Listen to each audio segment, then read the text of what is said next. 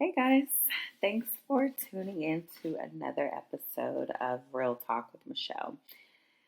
It has been such a good journey. It's finally starting to kind of feel like second nature to come on and share stories, ideas. And I want to start out by saying thanks for listening again. Thanks for um, giving to Real Talk with Michelle and your support. It means a lot. I appreciate it for sure.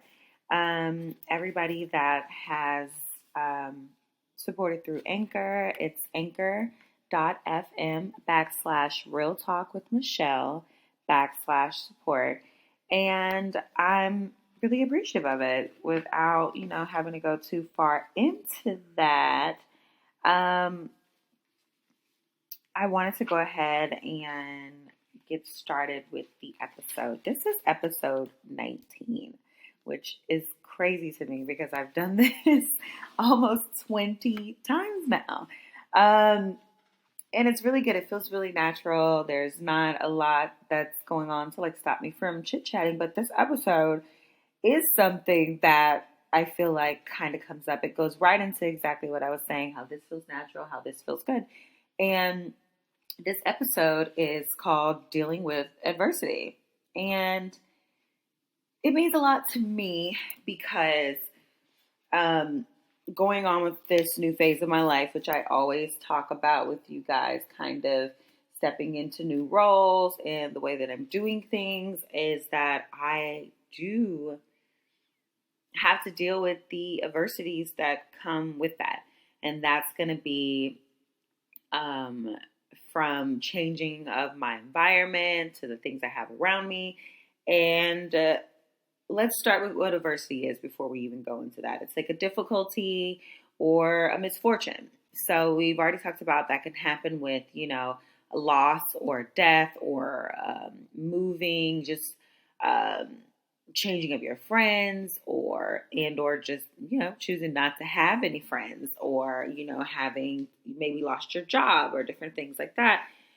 And the way that we deal with adversity is going to be a lot of what we have to do going forward, who we're changing into, the type of people that we are, the type of things that we're doing differently. So, I like to look at it with, I had a situation come up and it was with a person and I already knew it was going to happen. I've been talking about that. I'm like, there are people who are watching. There's people who are verbal about the change, who are constantly trying to get you to revert back to your old self in the change or revert back to an old feeling about how you feel about something intensely that might be from your past or moving forward, just how you deal with the actual misfortune or the situation itself. And just the way it plays out for me, it's playing out in personal relationships because I've already had the moment where I've lost and the moment where I've had to start over and kind of what that looked like for me. But having that person respond to me in the way that they did and the way I dealt with it afterwards was kind of just like, this is the setup. This is the setup for bigger adversities because it's teaching me, starting from base level, how to move forward when I'm faced with difficult situations that I feel like people are going to try to bring out. It's going to, I tell my own truth because I know that down the line, some people who still haven't dealt with their own things are going to try to project their things onto you. So, within that situation that happened, I kind of had a moment. I was actually getting ready to be hang out with my the person I'm dating, and I was like, something crazy just happened. I'm just wow. It kind of caught me off guard. I wasn't expecting that. And we kind of chit-chatted about it for a little while as I was processing it and trying to break it down. So a good thing to remember when dealing with adversity is, or dealing with a situation that might be going against something that you're trying to do, is that you get to choose. This goes for any type of situation that has to deal with it, but you get the freedom to choose how you respond. And that has been most important in my journey because I I have not always had the best response to anything that was not going my way. And whether I chose to act out with how much I drank or, like I said, taking certain medicines or taking, things to kind of numb pain, when in reality they were like, that's not a way to like deal with an emotion. And I had to say, like, that's usually the hardest for me, like in a moment, because it's usually somewhere in the nighttime, or it's not really like during the day that I'm not able to kind of process things. But like at night when I'm like left to my own devices, sometimes I dealing with things might have been like, I'm gonna take a shot, and a numbing of the emotions. And I was talking to another friend of mine about that, and we kind of got to talk through it. And she was just like, I'm really glad that you didn't choose to revert back to old behaviors to deal with this issue you chose to feel. And nothing wrong with the feeling of it, but I got the chance to choose how I responded. And when I, was watching this person have their emotional response to it, I was not attacking the way that they felt in the situation either, because that's their own thing that they have to deal with. But I did have the freedom to choose how to respond, and I did. I chose not to respond. It's kind of like, okay, I see what you're saying. I get it. I'll take that in and I'll see how I can break that down and maybe make me understand what might have triggered you. But I'm going to leave this right here on this tabletop because I'm not going to play into it. So I would say in dealing with adversity, maybe on your own, it doesn't have to be worked out in that situation where tempers are flaring or emotions are high. You can figure out, why does someone feel the way that they feel? Why is this person so reactionary towards who I am now? Because that's what I have to say. The adversity for me is coming against who I am now versus who they remember me as. And then, are they projecting? Are you projecting something that you feel? Because this is what I would call mirroring, was what I talked about like in previous episodes, is what people fail to do is look and say, when someone is like, I don't like you, you have changed. I feel like you should switch that back to yourself and say, I don't like me, I've changed. Or I don't like me, I haven't changed, because it's you. It's not me. I'm doing the things I'm supposed to do to move forward. And what about you? Are you putting onto me to make this seem like this is all a me situation? Because it's a me situation for me, but your feelings in this moment don't reflect my own, because we are having different situations. Like, we're moving through life at different paces. So whatever that is for you, you have to break that down. Like, you can't put that on me because I'm not going to carry it. I'm not going to carry it in the way that you want me to carry it with me. I'm sorry. I'm just not. And I would also say, it's like, do you feel the need to go on the defense? And if you do, why? I had zero feelings that I felt like I needed to defend. I wasn't going to say, well, all these things happened to me, you should feel sorry for me. Or, I offered some general, like, hey, this is what was going on during that time. And I'm sorry that you feel like this was some way reflection upon you or something that had to do with you, because it did not. But I understand where you're coming from and I respect it. That's all I had. Like, I don't have anything else. I was not feeling like I needed to say why, like, to make you feel better. Like, I'm not going to do that. And I feel like that's facing adversity. That's me just saying, this is the boundary that I have set up for that. And these are my truths moving forward. And if you don't want to believe that, then you can move on. And this will be great. I'm not upset, and I won't be. But this is a stepping stool for me. This is what I know it's going to take for me to go next level and be able to share stories and talk. Like, everybody's gonna, if you don't want me to talk about you, don't give me anything to talk about because I'm always taking my experiences and turning them into stories that I can share, because that's what I do. It's not a gossip. It's not anything like that. It's a sharing thing. So anybody, a writer or a reporter, they come up against adversity from people because people don't want their stories to come out. But you have to understand that me narrating my own life or getting facts out to someone else or sharing a story is not in any way outing you. It's me sharing my work, my art, my life. So this is part of like growing to this certain level, is feeling like you can share, but understanding that. And like, I'm not going to share your personal stories, obviously, but it's still saying like a lot of people are going to like put up opposition to this in any way that they can. And it's just because they know that you are changing and they don't really like it, but it's okay. It's cool.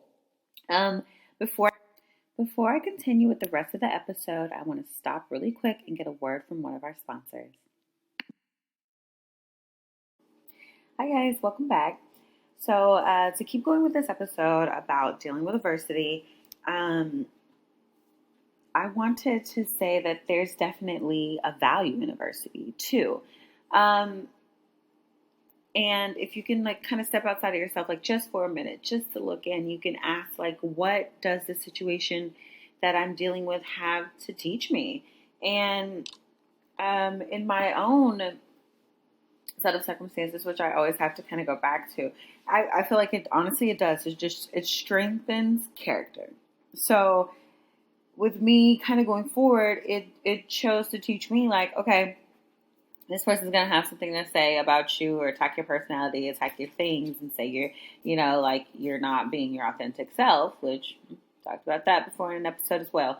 No one can tell me who I am. I know who I am. So you can't come to me and say you're not being like this, because who says I was being like that today anyway. But it strengthens character. It definitely made me be like, okay, I'm standing steady in this new person that I'm becoming. And if this person feels some kind of way about that, that's on them.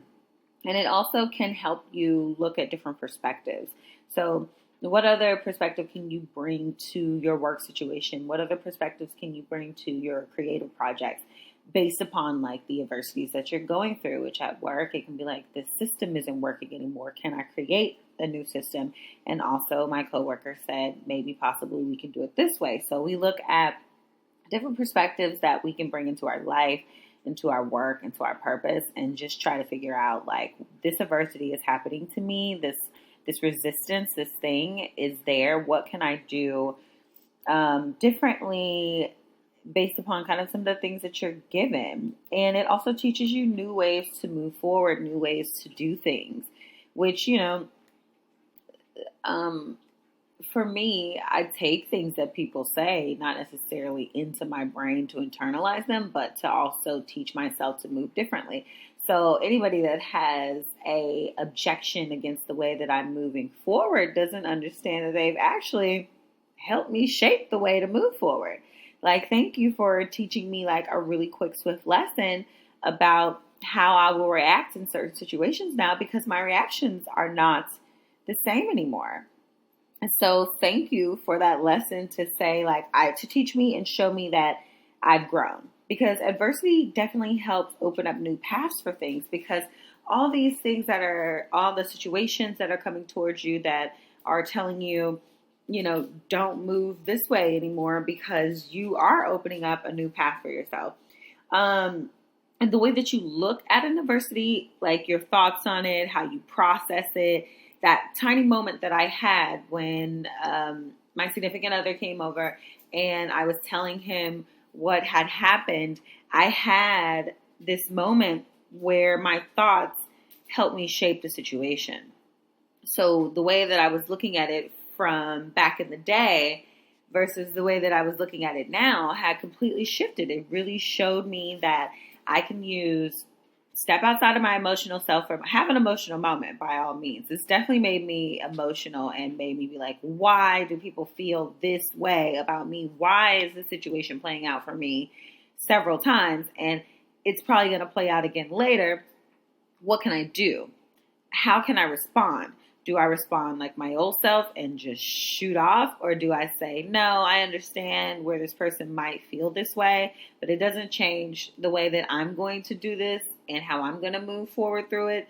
So okay, now how do I choose to respond? Does this person or does this situation involve me actually explaining? Does this situation involve giving a one word answer, or does this deserve no response? And those are all up to you. You don't have to give anything outside of those. Either you can choose to explain, you can choose to say cool, which is one word. With me, if I say cool, it's going to come off kind of passive aggressive. So I skip one word answers. I typically go for, I'm sorry that you feel that way. Or, man, this situation is happening. All right. I'm just going to try to figure out like how to get through it. Or I just don't say anything at all, which that tends to end up in more dialogue with people because I just stop responding because it's going to take me into places that I don't want to go back to. Yeah. So your thoughts, like how positive you stay, how honest you are with yourself about how this situation may have been playing out. It may be true, maybe not be true. You know, you may need to change or switch some things up at work. You may need to address how you deal with your friendships. You may need to address your home life. What in your home life is helping you, like making things not work for you. But adversities mean so much to so many people. So I hope that this can kind of resonate with you on a level that it resonates with you, from the most tiny adversity that you might face every day to like a bigger one, which does include like loss of really, lots of like big major things. I was listening to a reading and the speaker was speaking about being homeless and just kind of different resources that she went through or that she used, and how she, like, you know, it's sad, it's depressing, it's like, it's all those things, but waking up every day knowing that you need to change, knowing where you can sleep at without being bothered, you know, knowing how you're going to like pull yourself out of these trenches, like these crazy, crazy adversities, but like using your inner strength and what you have inside, the way you tend to view the situation versus the way someone else does, is going to be all the way that you get through it. Like it's going to be the way that you overcome these things. So I want everybody to kind of like start to process the way that we react to things and the way that we can push through these adversities and come through on the other side and find out our real true calling, our real true thing, because we're constantly involved, we're constantly growing, and there's constantly going to be things that want to keep you at this level and test your personal tenacity, which we've had an episode about tenacity too. I wanted to do like a top 5 things of kind of like dealing with adversity, like how I started to process situations and like how I got through on the end of situations. And number 1 for me was like, look at the situation objectively. Like, what is going on in this moment? How have I contributed to this moment? What can I do to figure out how to get through it? Just looking at the situation itself, figuring out where, like, how have I given to the situation? Number 2 is figure out the root cause of the situation. What just happened? Like, some of this is extenuating circumstances that like you didn't ask for someone to pass away. You might have gotten down on your luck and you lost your car because you weren't able to make car payments. Ultimately, there's root causes to some of the other situations too, because maybe you're paying a car note on a car that costs too much, or just, you probably should, start taking the bus, or what things can you do? But just by, figure out the root cause of the situation. I won't take it too far into that because the root cause for each situation is going to be different for each person. Number 3 was choose how to respond if you respond at all. And I talked about that just a second ago. You don't have to respond. You don't have to say anything. This is just if the situation is called for, like a situation like mine. But choosing how to respond can also be like, how am I going to take care of the situation? What steps am I going to put in place to handle this situation, this adversity that popped up? How am I going to deal with my friendships? How am I going to deal with my work situation? I always put plans of action together for the simplest of tasks. It's like, go to the store and get this, and then later you're going to do this, because that's how I operate. Plans of action. Action is going to get you through adversity, not just sitting there crying about it. Trust. Number 4 is, how can I move past it? The action. So also like putting it together. So 3 and 4 kind of play into each other for me. Choose how to respond, if at all. And then number 4 being, how can you move past it? How can you get through this adversity? I say always action and gratitude. Being like, for me, being thankful for what is still left after whatever has crumbled helps me get through to being like, now I need to find myself on the other side of that. And number 5 is, let it go and continue to do the work. I've been letting go of so much stuff. Sometimes it leaves me in tears. I'm not going to lie. Sometimes I just cry because I'm like, how many more things do I have to lose? Like, how many more situations are going to come up where I feel like I suffered a loss? But honestly, certain things just aren't for you. Like, there is no loss. Like, it wasn't made for you. It wasn't meant for you. It needed to be taken away. It needed to be taken away to teach you some further lesson. But it's like, let it go. Continue to do the hard work that is working on yourself, that is being better at your career, that is just down to basic levels of everything. Like, we must continue to work. We have to continue to move forward. We have to stop looking at things like, if sure they are a loss, like, but we have to realize that, like, through that loss, we were meant to learn some bigger and important lesson. And wow, yeah. So we made it to the end of episode 19, dealing with adversity.